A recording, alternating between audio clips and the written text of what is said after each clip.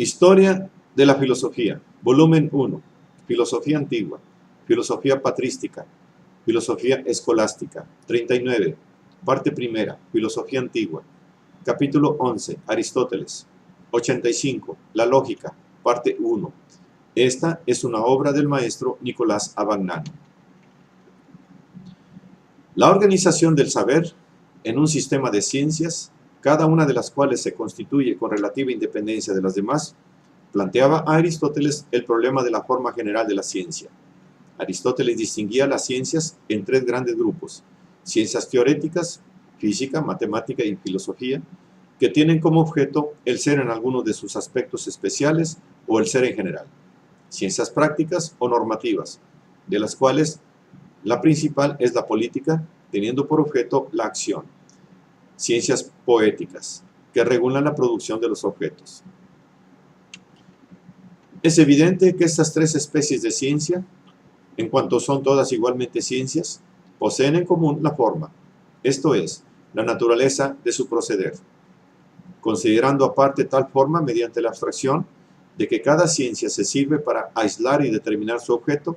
Se obtiene una disciplina que describe el procedimiento común de todas las ciencias en cuanto tales, y tal disciplina es la lógica, que Aristóteles fue el primero en concebir y fundar como ciencia independiente, utilizando y sistematizando las observaciones y los resultados de sus predecesores, especialmente de Platón. Pero evidentemente el valor de una lógica así entendida depende de la legitimidad de distinguir la forma general de las ciencias de su contenido, esto es, del objeto particular de cada una. Depende, es decir, de la legitimidad de la abstracción por cuyo medio cada ciencia singular, incluida la filosofía, logra determinar su objeto. A su vez, la legitimidad de la abstracción se funda en la teoría de la sustancia. En efecto, considerar la forma por separado de cualquier contenido particular es procedimiento legítimo solamente cuando la forma sea, al mismo tiempo, la sustancia, esto es, la esencia necesaria de lo que se considera. Si la forma no tuviese la validez absoluta que le confiere el ser y no fuese ella sola la sustancia de aquello de que es forma, considerarla aparte mediante la abstracción sería una falsificación injustificable. La abstracción se justifica, por tanto, solamente como consideración de la esencia necesaria de una cosa separada de sus particularidades contingentes.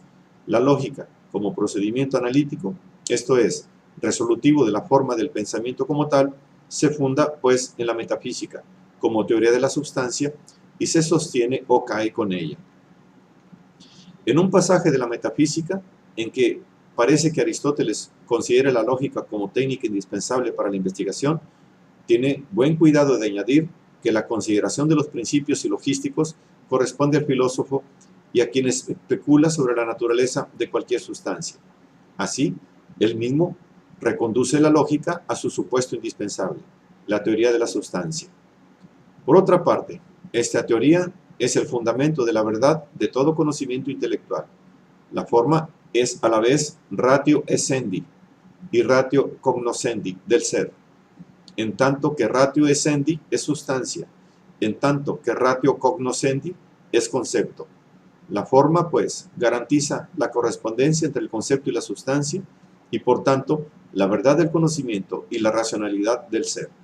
Por esto Aristóteles puede decir que el ser y la verdad se hallan en relación recíproca, que, por ejemplo, si el hombre existe, la afirmación de que el hombre exista es verdadera, y recíprocamente, si es verdadera la afirmación de que el hombre exista, el hombre existe.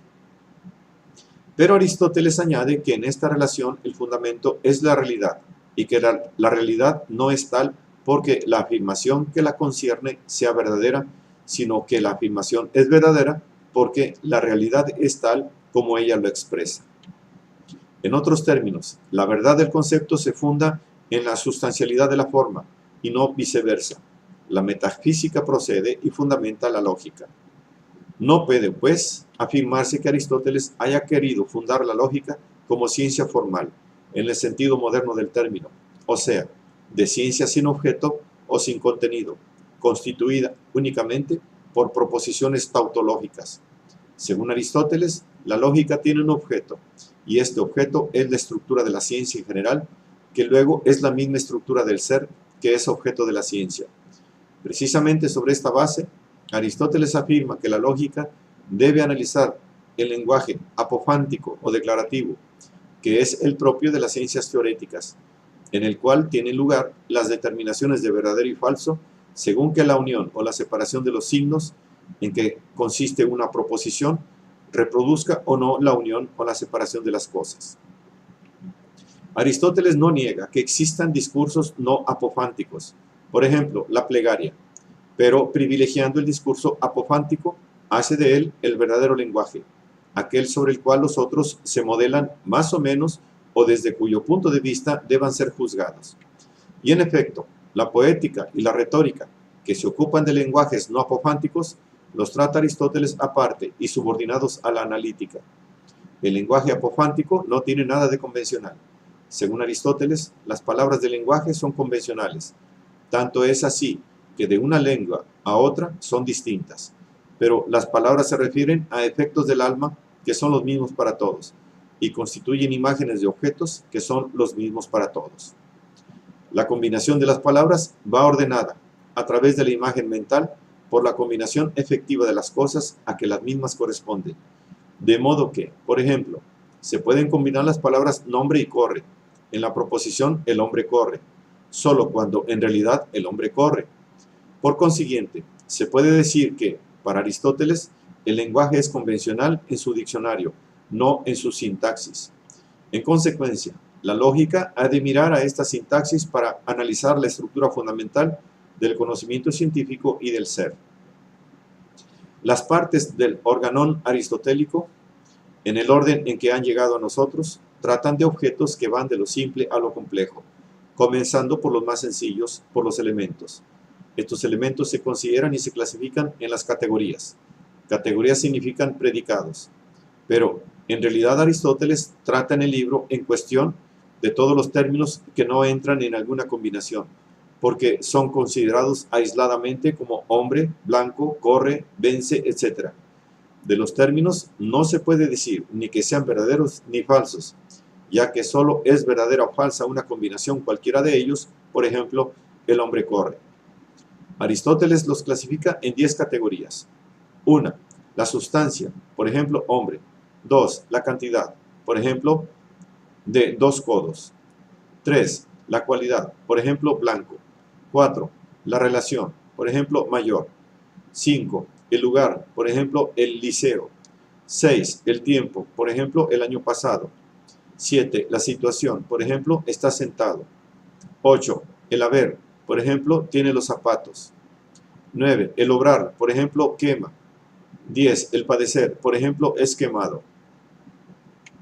Naturalmente, dado el planteamiento de la lógica aristotélica, la clasificación de las categorías no se refiere solo a los términos elementales del lenguaje, sino también a las cosas a que se refieren.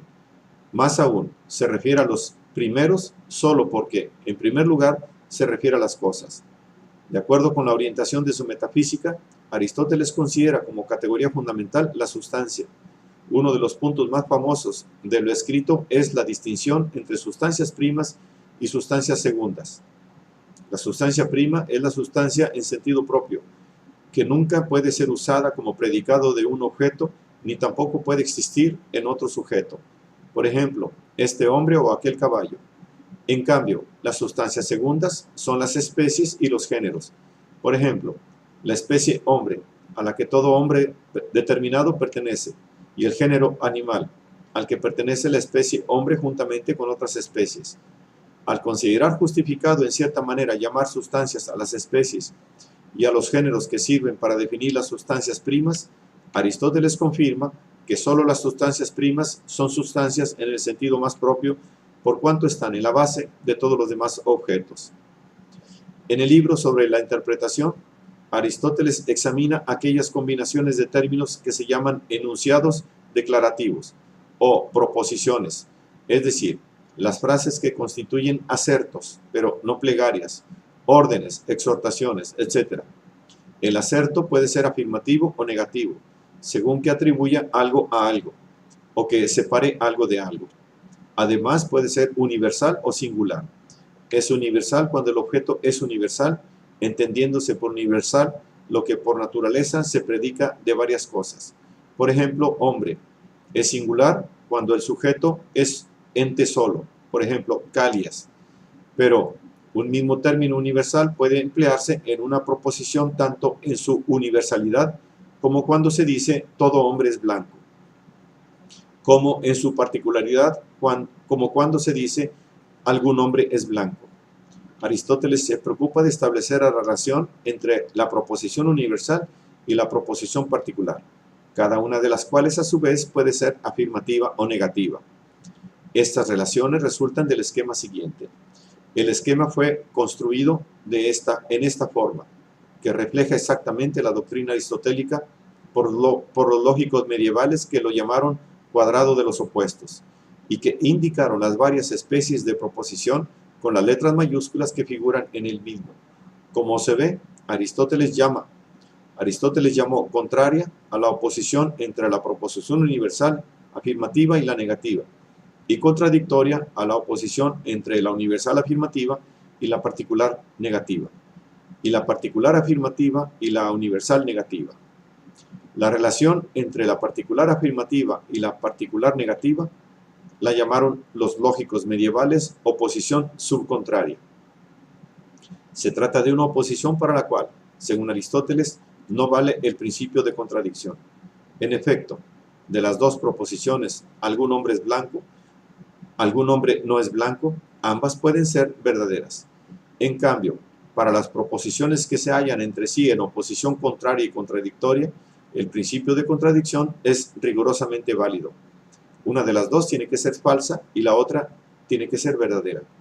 Esta segunda exigencia, esto es, que una de las dos tiene que ser verdadera, es la expresada por el principio que mucho después se llamó de tercero excluido, y que Aristóteles, aunque sin distinguirlo del principio de contradicción, expresó y defendió repetidamente, afirmando que entre los opuestos contradictorios no hay medio.